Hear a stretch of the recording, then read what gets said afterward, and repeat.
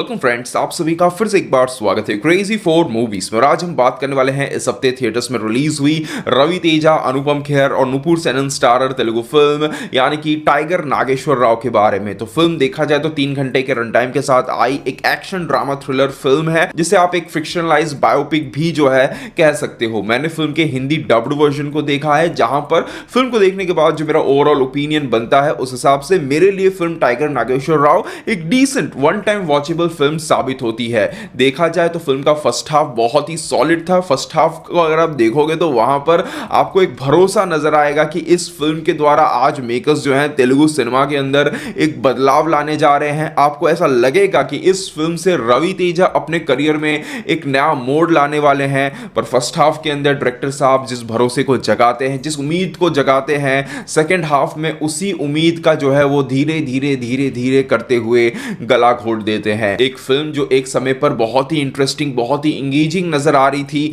वो फिल्म खत्म होते होते बहुत ही रूटीन और बोरिंग बन जाती है। बात करें फिल्म के कुछ पॉजिटिव्स की, तो फिल्म का फर्स्ट हाफ फिल्म की जान है, जहां पर कहना चाहूंगा कि बहुत ही कमजोर वीएफएक्स के साथ भी डायरेक्टर साहब ने एक बहुत ही इंप्रेसिव इंट्रो सीन जो है यहां पर दिया है, जहां पर आप देखोगे तो हर एक जगह पर आपको जो है कमजोर वीएफएक्स नजर आएगा। चाहे बात करें ट्रेन की, चाहे बात करें बैकग्राउंड की, चाहे बात करें पानी की, हर एक चीज आपको कहीं पर भी नेचुरल नजर नहीं आएगी। बट उसके बावजूद भी डायरेक्टर साहब ने जिस तरीके से उस पर्टिकुलर ट्रेन हाइस्ट को यहां पर जो है डिजाइन किया है, उसके साथ जो बैकग्राउंड म्यूजिक है वो इतना परफेक्ट है, इतना अच्छा है कि कमजोर वीएफएक्स के साथ बहुत कम देखा जाता है कि विजुअली चीज इतनी इंगेजिंग बन पाती है। और वो काम डायरेक्टर साहब ने यहां पर करके दिखाया है। और उसके बाद फर्स्ट हाफ के अंदर वो होता है जिसकी केवल मैं आशा रख सकता हूं पर भरोसा नहीं रख सकता हूं, यानी कि एक तेलुगु फिल्म के अंदर फिल्म के लीड हीरो जो कि रवि तेजा हैं, उन्हें एक out and out negative role में दिखाना। जी हां दोस्तों, फर्स्ट हाफ के अंदर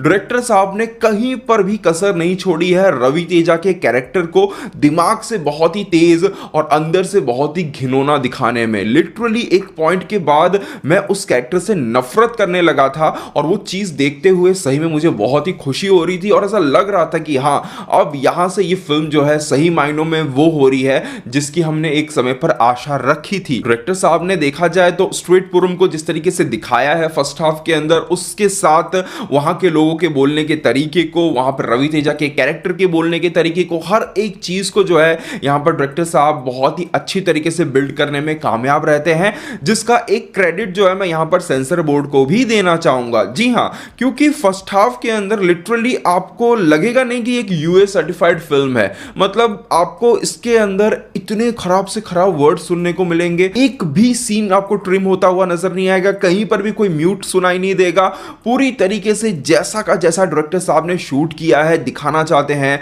वैसा का वैसा प्रेजेंट किया है। मतलब गले कट रहे हैं, हाथ कट रहे हैं, पैर कट रहे हैं, गालियां चल रही हैं, बट कहीं पर भी आपको सेंसर बोर्ड किसी भी चीज पर रोक लगाता हुआ नजर नहीं आएगा। देखिए, इस चीज को देखकर मुझे खुशी हुई कि एक डायरेक्टर जो दिखाना चाहता है उसे दिखाने का एक फ्रीडम मिल रहा है। But at the same time मुझे दुख भी इस बात का हो रहा था कि यहां पर सेंसर बोर्ड के अंदर भेदभाव चल रहा है। आप देखिए, रिसेंटली लोकेश कनगराज की फिल्म लियो जो आई है, उसका सेंसर सर्टिफिकेट उठाकर देखिए, उसके अंदर एक सीन है जहां पर एक पैर जो है कट के कहीं जा रहा है, तो उस एक पर्टिकुलर सीन को तक जो है सेंसर बोर्ड ने यहां पर काटा है। एक गाली दी थी थलपति विजय ने, उसको भी म्यूट किया गया है। पर आप यहां पर देखोगे हिंदी वर्जन के अंदर टाइगर नागेश्वर राव के अंदर यूएस सर्टिफिकेट के साथ कहीं पर भी आपको कुछ भी ट्रिम होता हुआ या फिर म्यूट होता हुआ नजर नहीं आएगा। तो देखिए, मेरे हिसाब से हर एक डायरेक्टर को ये फ्रीडम मिलनी चाहिए कि वो जो दिखाना चाहता है उसे दिखाने का मौका मिलना चाहिए। पर ये भेदभाव क्यों हो रहा है ये मुझे समझ नहीं आ रहा है। इवन कुछ समय ऐसा होता है कि जब फिल्म हिंदी में डब होके आती है, तेलुगु तमिल वर्जन के अंदर तो चीजें वैसी की वैसी रहती है,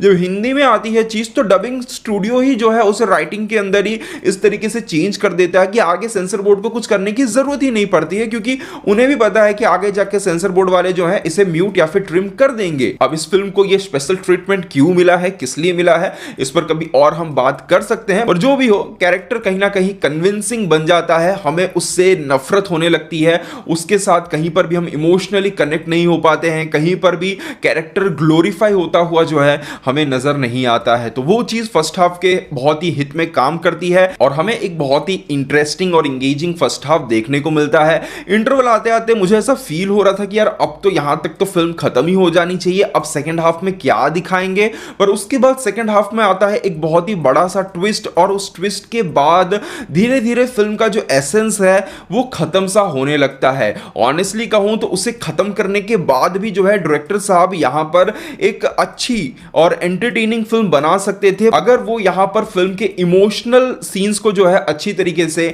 हैंडल कर पाते, पर वो चीज कहीं पर भी हैंडल नहीं हो पाती है। नो डाउट यहां पर आपको कोशिश होती हुई डेफिनेटली नजर आएगी। डायरेक्टर साहब ने विलन के साइड को जितना हो सके उतना खराब दिखाया है, जितना निर्दय जितना खराब दिखाना चाह सकते थे उतना दिखाया है। जो लोगों पे अत्याचार हो रहा है उस अत्याचार को भी उन्होंने उतने ही मतलब कह सकते हैं कि दर्दनाक तरीके से दिखाया है, पर कहीं पर भी वो इमोशन जो है हमारे साथ कनेक्ट नहीं हो पाता है। और इसी का एक कारण है कि सेकंड हाफ के अंदर कुछ और इंटरेस्टिंग चीजें हो रही होती हैं, बट जो इमोशनल कनेक्शन है वो कहीं पर बैठ नहीं पाता है। पर फिर भी सेकंड हाफ कुछ हद तक आगे बढ़ते बढ़ते जो है इंटरेस्टिंग टाइम पास सा फील होता है, पर उसके बाद जो डायरेक्टर साहब ने जिस तरीके से कहानी को खींचा है वो कहीं ना कहीं फिल्म को पूरी तरीके से मार देता है। मतलब स्क्रीन प्ले को इतना खींचा है और उसको खींचने के बाद कहानी इतनी प्रिडिक्टेबल हो जाती है, और जो चीज हम प्रिडिक्ट नहीं कर पाते हैं उसके अंदर जो ट्विस्ट देखने को मिलते हैं वो भी इतने सिली नजर आते हैं कि कहीं पर भी वो जो मजा फर्स्ट हाफ में आ रहा था वो सेकंड हाफ में नहीं आता है। देखिए कहानी एक बहुत ही फेमस चोर की है और उसकी चोरी के चर्चे जो है हमें यहाँ पर फिल्म में नजर आने चाहिए थे, और ओपनिंग सीन के अंदर एक बेहतरीन ट्रेन हाइस्ट को दिखाने के बाद अगर देखा जाए तो पूरी फिल्म के अंदर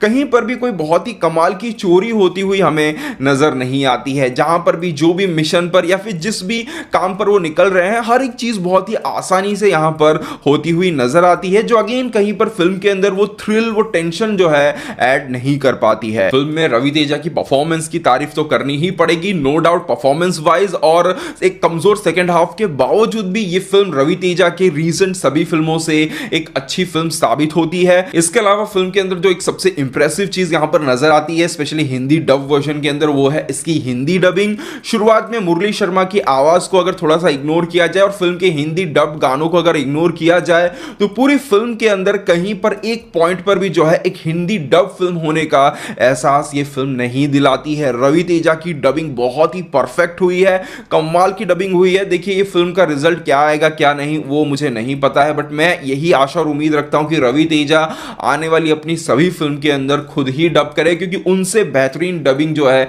यहां पर कोई नहीं कर सकता है। काफी परफेक्ट डबिंग हुई है, मैं तेलुगु में काफी उनकी फिल्में देखी हैं और आज एक पॉइंट पर भी जो है लगा नहीं कि उनके लिए कोई डब कर रहा है, क्योंकि खुद ही अपने लिए डब किया है और बहुत ही परफेक्ट डबिंग यहां पर नजर आती है। एक और चीज जो कि मेरे हिसाब से इस फिल्म की डबिंग से बाकी सभी डब्ड फिल्मों को सीखना चाहिए वो ये है कि किस तरीके से तेलुगु वर्जन का और हिंदी वर्जन का एक्सपीरियंस जो है 1% भी जो है यहां पर कम नहीं होता है। मैंने तेलुगु वर्जन नहीं देखा है पर फिर भी डेफिनेटली कुछ चीजों को देखकर पता चलता है कि हाँ यहां पर जो है डायरेक्टर साहब पूरी कोशिश में है,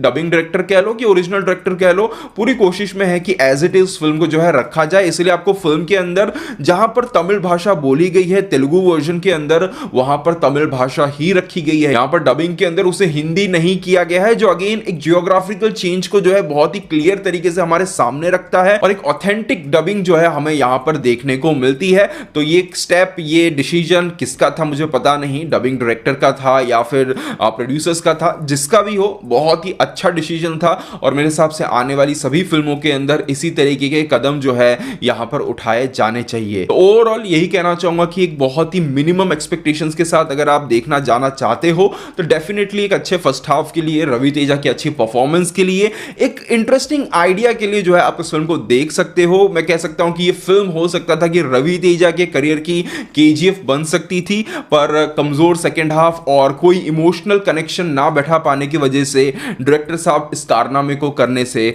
चूक जाते हैं। तो 10 मिनट छोटे करते हुए इमोशनल सीन्स को अगर स्ट्रॉन्ग कर देते तो मेरे हिसाब से एक परफेक्ट पैन इंडिया फिल्म बनने का पोटेंशियल इस फिल्म के अंदर था। वो कहानी थी इस फिल्म के अंदर जो यहां पर हिंदी ऑडियंस को अपने साथ कनेक्ट कर सकती थी, बट जैसा कि मैंने कहा कि डायरेक्टर साहब चूक गए। तो ये था मेरा ओवरऑल ओपिनियन इस फिल्म को लेकर। अगर आपने फिल्म देख ली तो आपको फिल्म कैसी लगी है कमेंट सेक्शन में जरूर बताइएगा। मिलते हैं हमारे अगले वीडियो में, तब तक के लिए बाय बाय, टेक केयर।